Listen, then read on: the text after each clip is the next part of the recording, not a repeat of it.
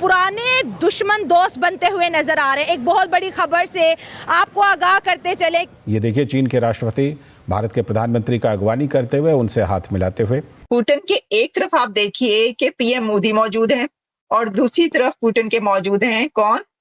She. उन्होंने कहा कि एक तरफ मैं बिठाऊंगा मोदी को और एक तरफ मैं बिठाऊंगा शी को, और मैं दुनिया को ये बताऊंगा कि ये देखो, मैं इंडिया और चाइना को करीब ले आया हूं। अब चाइना और इंडिया की जो क्लोज कम्युनिकेशन है, it's a message for the Americans from the Indian side कि लद्दाख को लेके चाइना और इंडिया के बीच जो है एग्रीमेंट हो चुका है। पिछले 4 वर्षों में उत्पन्न हुए मुद्दों पर बनी सहमति का हम स्वागत करते हैं।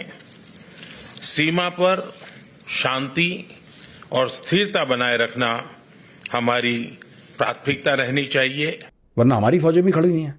कमजोर मत समझना, ये 2024 का भारत है, मुंह खोलोगे ठोक देंगे। चाइना हार मान गया ना, 2020 में जा रहा है। नहीं, चाइना। आप तो सीधा ये कहना चाह रही हैं कि चाइना हार मान गया। वैसे मैं ये नहीं समझता, लेकिन ये है कि जो एग्रीमेंट अगर हो रहा है तो इसके पस पुश्त बैकअप पे बहुत सारी वजूहात जरूर होंगी और इसमें कोई ना कोई सपोर्टिंग पर्सन होगा जो इंडिया और जो ये चाइना इनको नजदीक तो रशिया है सर, रशिया। तो ये जो शौक पाला ना इसने बेल्ट एंड रोड का, अब इनके लिए बहुत जरूरी है कि लोग इसका हिस्सा बन जाए।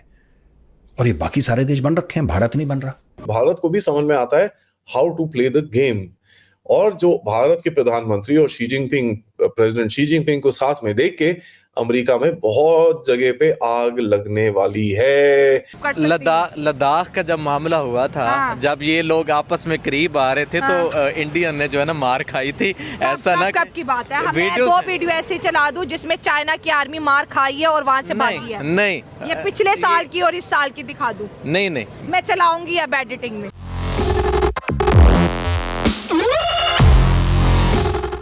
जय हिंद दोस्तों, जागो इंडिया में आपका स्वागत है।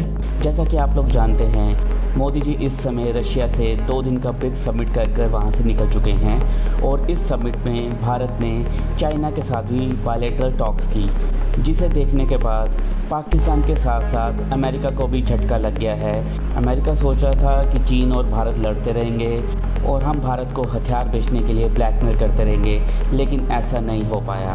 और दूसरी तरफ पाकिस्तान को भी झटका लग गया है कि जिनको वो माई बाप समझते थे, जिनसे वो पैसे लेते थे, अगर उनके भारत से रिश्ते मजबूत हो जाएंगे तो पाकिस्तान को तो वो पूछेंगे भी नहीं। और इस मीटिंग से पहले ही चाइना ने 2020 में जहाँ पर चाइनीज फौजें पहले थी वहीं पर वापस जाने का फैसला भी कर लिया है ताकि वो भारत के साथ अच्छे संबंध बना सके। तो चलिए दोस्तों, इसी टॉपिक पर देखते हैं पाकिस्तानी मीडिया का रिएक्शन। और वीडियो शुरू करने से पहले आपसे रिक्वेस्ट है, अगर आप चैनल पर नए हैं तो चैनल को सब्सक्राइब करके बेल नोटिफिकेशन के बटन को जरूर दबाइए।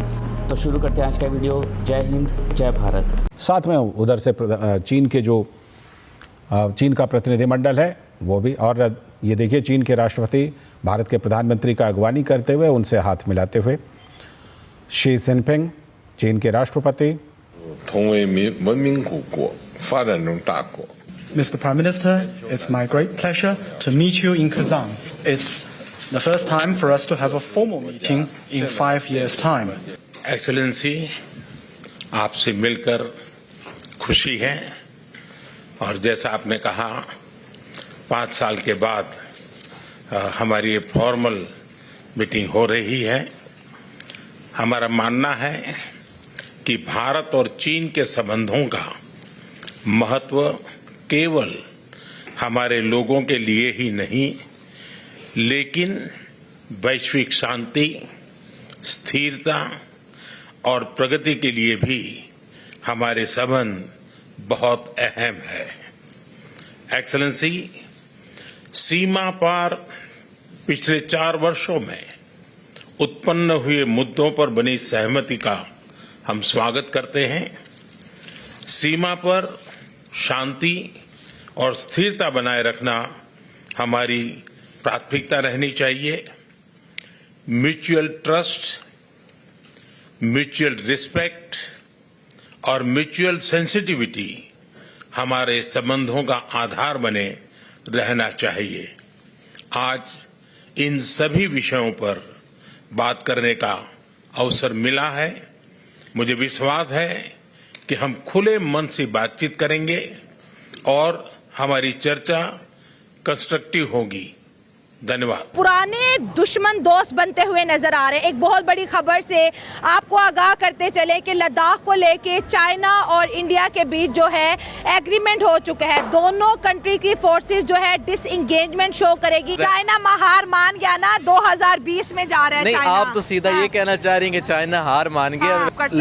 लद्दाख का जब मामला हुआ था, जब ये लोग आपस में करीब आ रहे थे तो इंडियन ने जो है ना मार खाई थी। ऐसा ना कब की बात है, वीडियो ऐसे चला दूं जिसमें चाइना की आर्मी मार खाई है और वहां से भागी है। नहीं, ये पिछले साल की और इस साल की दिखा दूं। नहीं, मैं चलाऊंगी अब एडिटिंग में। हाँ बिल्कुल, जिस तरीके से चाइना एग्रेशन दिखा रहा था 2018 से साइड पे, जिस तरीके से वो इंडिया को घेर रहा था। चाइना में श्रीलंका में उन्होंने पोर्ट ले लिया, बांग्लादेश में उन्होंने इन्वेस्टमेंट की, जहाँ जो इंडिया के इर्द गिर्द जितने कंट्रीज थे ना, वहाँ उन्होंने इंगेजमेंट स्टार्ट कर दी। पाकिस्तान को जिस तरीके से स्ट्रॉन्ग कर रहा था one road and belt initiative के थ्रू, तो उनको लग रहा था कि अगर हम जंग करेंगे तो कोई फायदा नहीं हो रहा। खाली इंडिया को नुकसान नहीं हो रहा, इससे चाइना को भी नुकसान हो रहा था। जिस तरीके से उनके हजारों एप्स पे बैन लगा लिया था। और इंडिया ने तो चाइना की बहुत बड़ी इन्वेस्टमेंट को इंडियन मार्केट से निकाल के बाहर भी फेंका है। हाँ, उन्होंने स्टार्ट भी इसीलिए तो लिया था। और जिस तरीके से इंडियंस के मुख्तलिफ कंपनीज है, हीरो हो गई, महिंद्रा हो गई, टाटा हो गई, वो अफ्रीका में जाकर इंडिया के साथ कंपटीशन कर रहे हैं। अगर आप अफ्रीका में जाओगे, सबसे अच्छे बाइक से वो हीरो और महिंद्रा के हैं। जिस तरीके से इंडिया इन चीज़ों की यानी डेवलप कर रहा है खुद को, मोदी एक तहरीक भी चला रहा है, मेड इन इंडिया। ब्रांड हो गया ना। हाँ, वो या एक स्ट्रेटेजी की तहत ही वो तो चल रहे हैं ना। अभी चाइना को भी नजर आ रहा था कि ये हमें भी निकाल रहे हैं। और ये तो सारी दुनिया को पता है कि इंडिया जैसी मार्केट वो अभी कहाँ भी नहीं मिल रही है। LAC के ऊपर इंडिया और चाइना के मामलात हल हो सकते हैं, तो लाइन ऑफ कंट्रोल जो कि इंडिया और पाकिस्तान के बीच है, हम इसको सीरियसली कंसिडर क्यों नहीं करते? अगर चाइना और इंडिया का इतना बड़ा मुद्दा सॉर्ट आउट हो सकता है, तो फिर कश्मीर को लेके हम इंडिया से बायलैटरल टॉक का आगाज़ क्यों नहीं करते? क्योंकि अगर इंडिया चाइना के साथ एग्रीमेंट कर सकता है तो पाकिस्तान के साथ भी डेफिनेटली हो सकते हैं।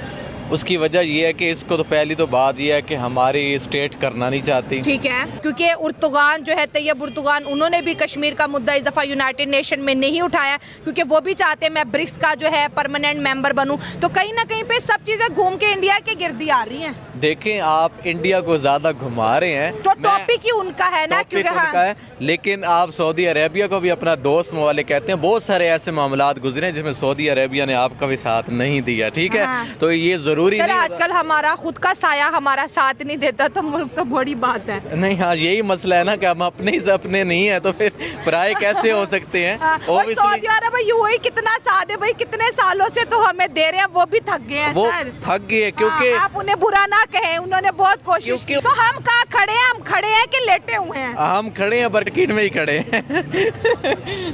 तो हम खड़े भी हैं कहीं के नहीं खड़े, लगता ही नहीं है ना। नहीं,